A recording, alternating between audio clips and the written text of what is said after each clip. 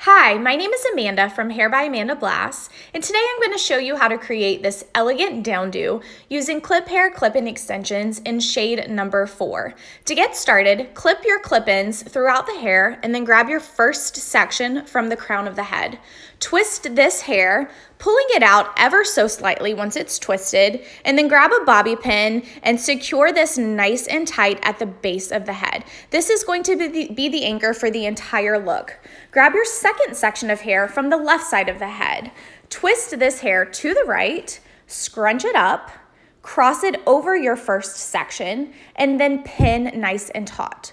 Grab your third section of hair. This is going to be from the right side of the head, so we are going to be twisting that hair to the left and then scrunching it up, twisting it over your previous two sections, and secure nice and tightly with a bobby pin. As you can see, all the while, we are pulling out each section nice and full. We want this to be a very romantic, loose, boho look. We create this by grabbing big sections. You don't want any of the sections you grab to be small. You don't want to twist tightly on any of them, and you don't want to pin tight. So big sections, twisted big, pinned loose, and you continue with these same steps all the way down.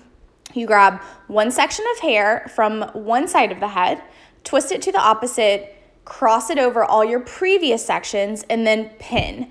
Make sure it's nice and securely pinned, but that the look is loose.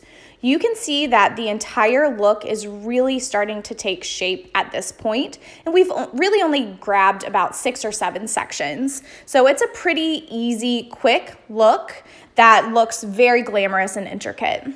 You're pretty much done once you get to the nape of the neck.